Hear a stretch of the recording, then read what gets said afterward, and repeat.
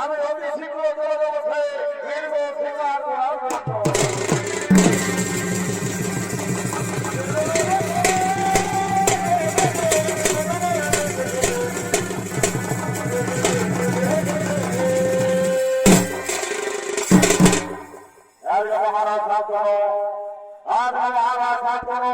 তার মধ্যে ভার ভাই কমিয়ে চলে চলে সেই নির্বাচন অপরিগত যুবকরা তার সঙ্গে সঙ্গে খেলা করতে করতে আগমন করছে।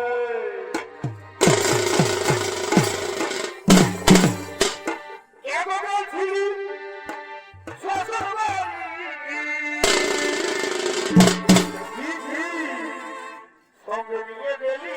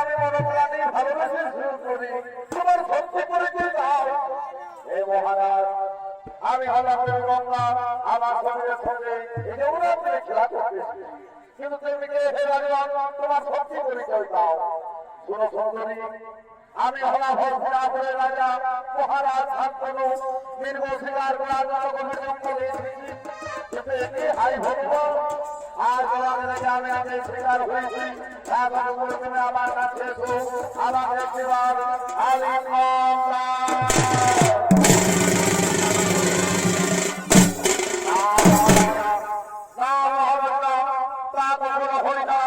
আমি যে তোমাদের নারী আমি কিছুতেই তোমাকে আলিঙ্গন দিতে পারি না বলে না তুমি এমন করে বলে না আর তোমাকে মনে করো আমি ভালোবেসেছি আমি তোমার গায়ে থাকতে পারবো না একটি বাড়ি করে থাকে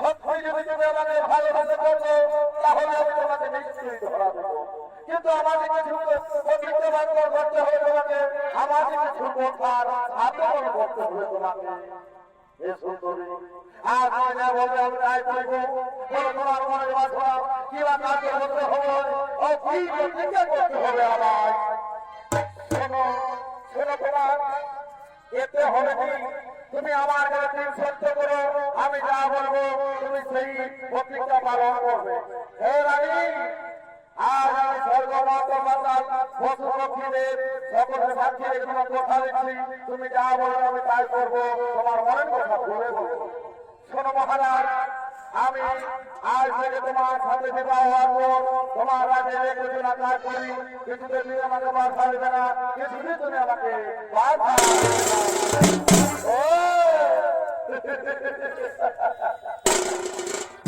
তুমি হাসালে সুন্দরী আমাকে হাসালে এই কথার জন্য তুমি আমাকে করলে প্রতিজ্ঞা বন্ধন আর প্রতিজ্ঞা বন্ধন হলো এবার তুমি আমার কাছে এসো এবার তুমি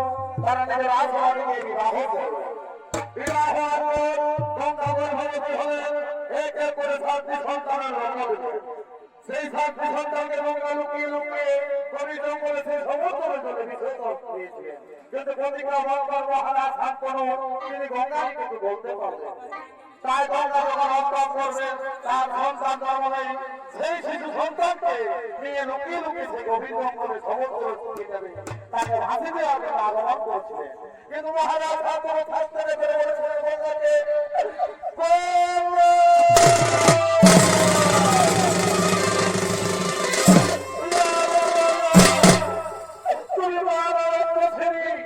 আমার সন্তানকে তুমি আমার নদী দেবে ভাবিয়ে দিয়েছো। আমি তোমাকে কিচ্ছু বলিনি। আমার এই মাত্র পুত্র সত্তাকে তুমি রেখে দাও। আজ সন্তান রেখে বাবা মহারা থাকতো। আমি যে পারি না বলবো, আমি যে পারি না।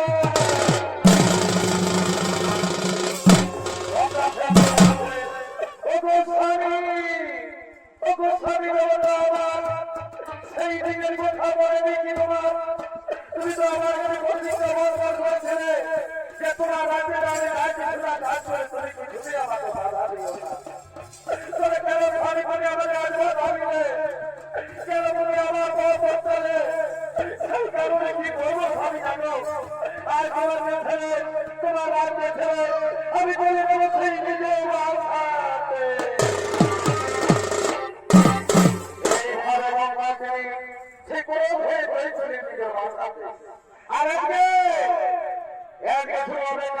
আর কুরুক্ষেত্রে যুদ্ধ, তাই আমার জমিদার করার জন্য ছুটে আসছে নিজের রাজসভার দিকে।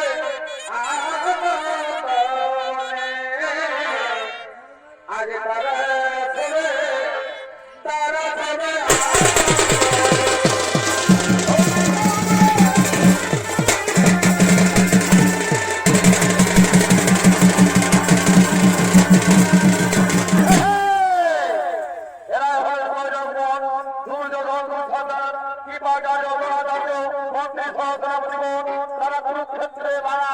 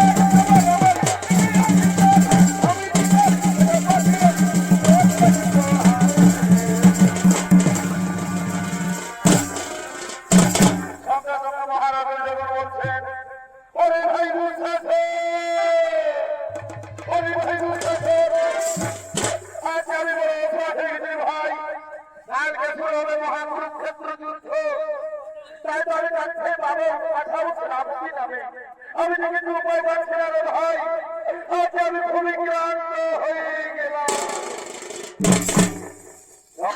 মামা সুমনি বলছে ভাগ্যে দুর্যোধন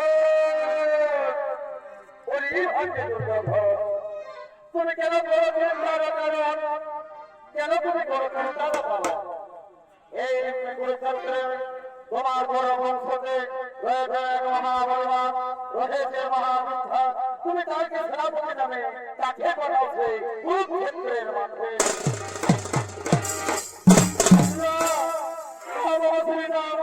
আমি কিছু উপায় করে পাচ্ছি না আমি কাকে বলাবো কাকে সেই কুরুক্ষেত্রের মাঠে সেনাপতি নামে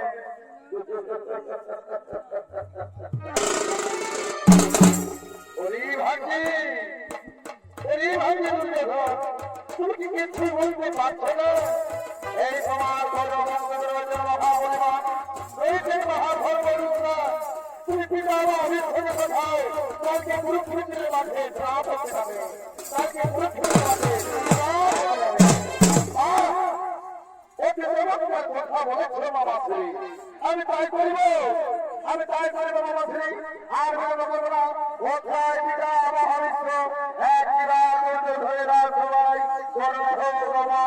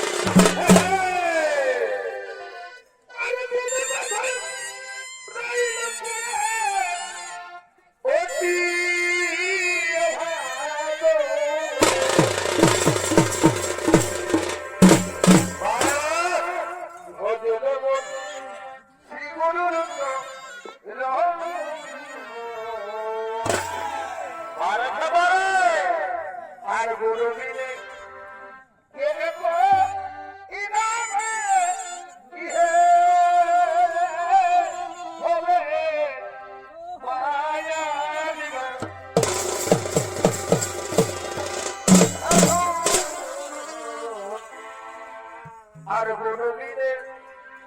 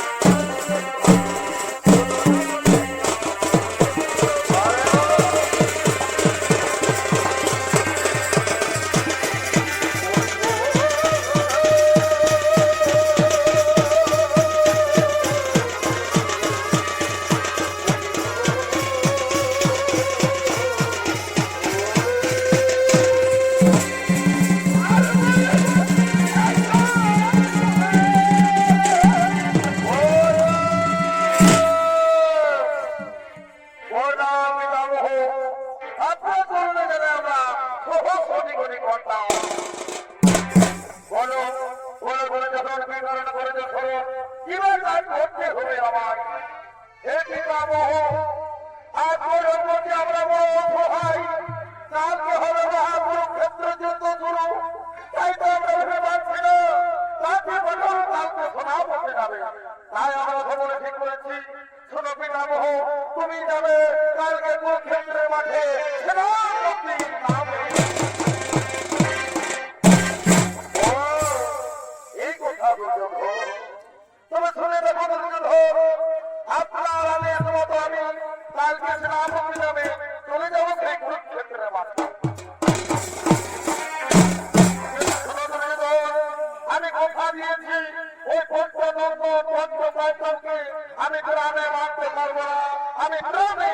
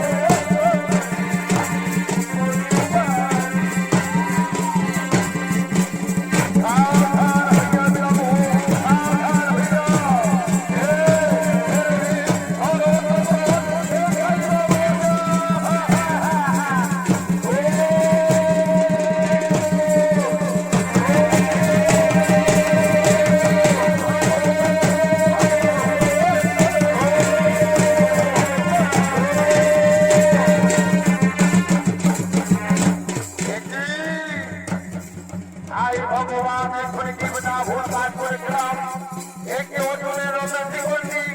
না না না না, আমি এক নারীর সঙ্গে যুদ্ধ করবো না, আমি এক নারীকে মারতে পারবো না।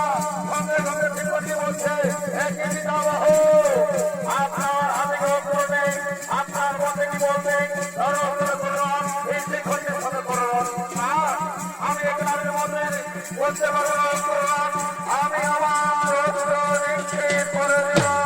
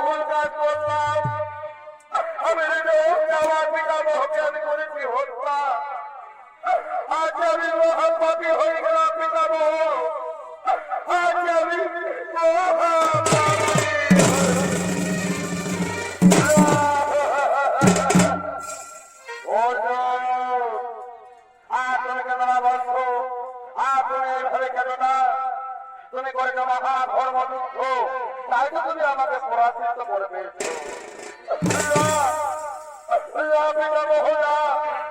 তুমি কথা বলো না, আজ আমি করেছি মহা ধর্মযুদ্ধ, তার জন্য তোমার বলবীরকে আমি নিজে হত্যা করেছি। আমি যে মহা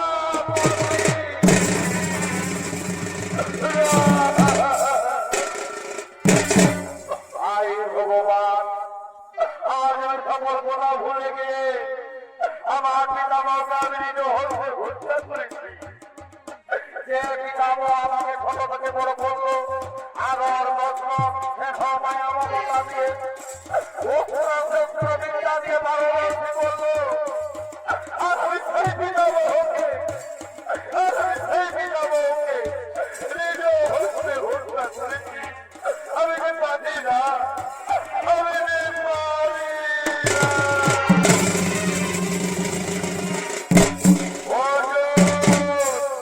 আপনি কেন না বলছো? আপনি এইভাবে কেন না? তুমি করেছো মহা ধর্মযুদ্ধ, তাই তুমি আমাকে পরাজয় করেছো। আমি না হয়ে করেছি মহাপাপ, তার জন্য সবাই প্রতিকল্পনে হয়েছে। ওই অহংকারী রাজা দুর্যোধনকে আজ আমি তার অসহায় হয়েছিলাম, ওই রক্ষ নিয়ে যুদ্ধ করেছি। আজ রক্ষ তোমার হাতে আমি হয়েছি যুদ্ধ, তাই তো আজ আমি মুক্তি দিয়েছি। আর তুমি এইভাবে কেঁদো না, আর তুমি এইভাবে কেঁদো না।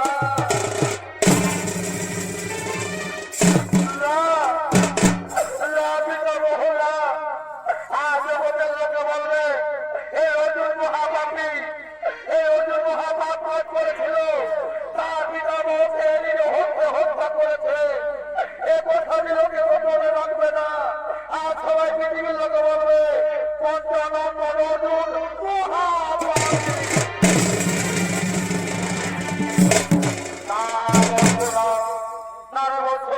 না, এ কথা তুমি বলো না।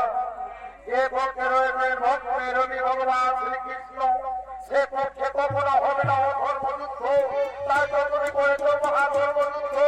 আজ আমি না হয় অসহায় হয়েছি, তবে হ্যাঁ অর্জুন, আজ আমি এই কুরুক্ষেত্রের মাঝে তোমাকে আরেক নাম দিয়ে গেলাম, পঞ্চ পাণ্ডব মহাধনুধারী অর্জুন।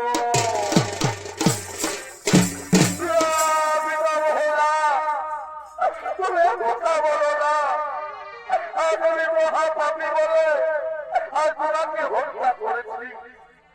ওরে বৎস অর্জুন, ওরে বৎস অর্জুন, আজ আমি খুবই ক্লান্ত, আজ আমার মস্তক রয়েছে না, তুমি আমার মস্তক রাখার জন্য কিছু উপায় করে না।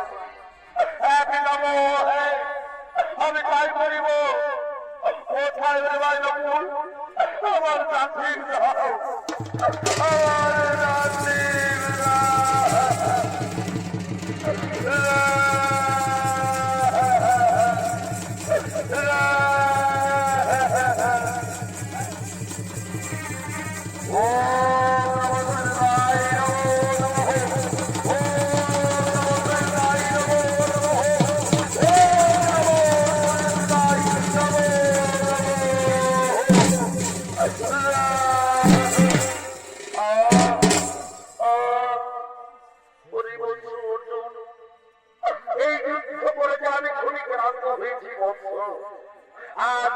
আমার আমার মুখ যেন দই দই করে ধরছে।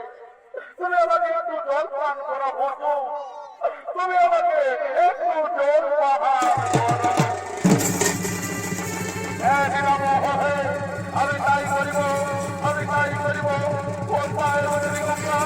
এই রণক্ষেত্রের মাঠে একটিবার দেখা দাও।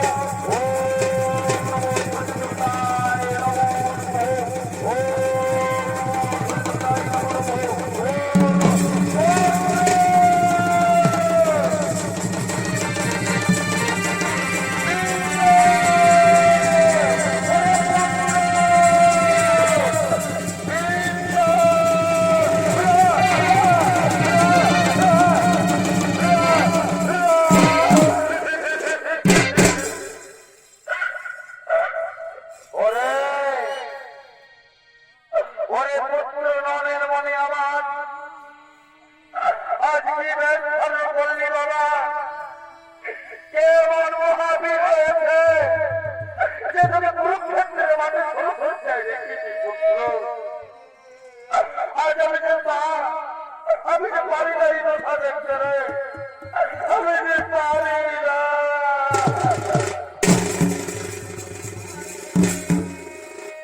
হরি ভগবান, আজ আমার মিলা ভাগ্য, আজ একটু কালে রণক্ষেত্রের মাঠে আমার মাকে পেয়েছি দত্ত।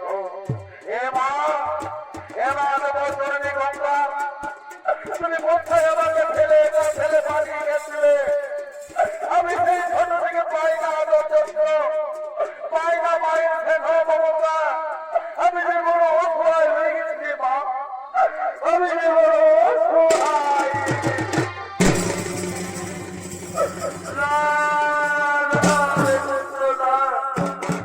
তুই কথা বলিস না বাবা, তুই কথা বলিস না। আমি যে তোর মা, আমি যে নিজেরা সহ্য করতে পারি না।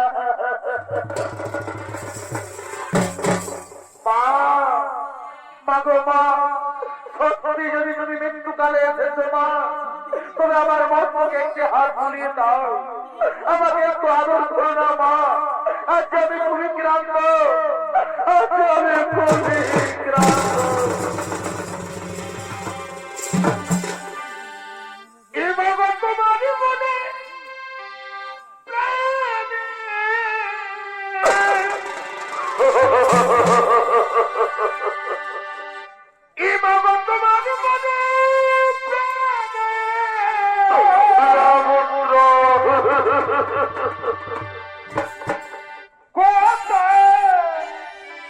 ভালো বাসা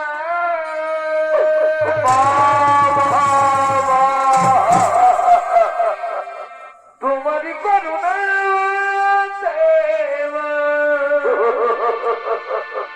পৃথিবীতে আশা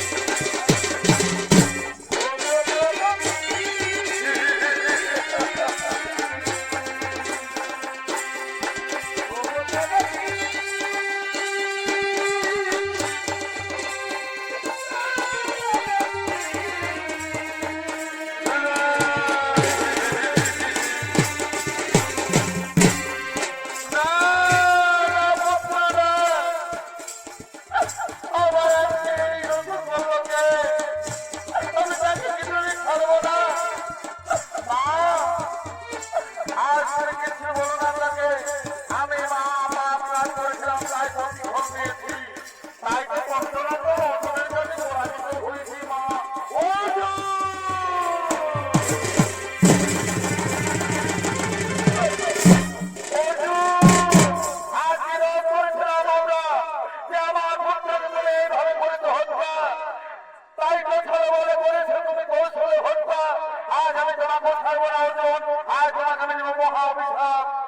যাও যেভাবে তুমি আমার মুখের সন্তানকে কেড়ে নিয়েছো সেইভাবে তোমার এই সন্তান তোমার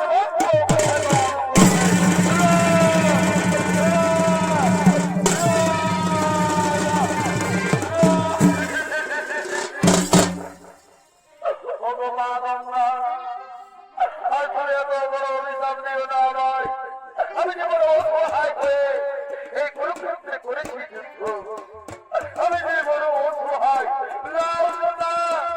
আমি তোমাকে কিছুদিন ক্ষমা করবো না আর যেভাবে তুমি আমার মন বন্ধ করেছো সেইভাবে তোমার পুত্র তোমার হয়ে গিয়ে হত্যা করবে হত্যা করবে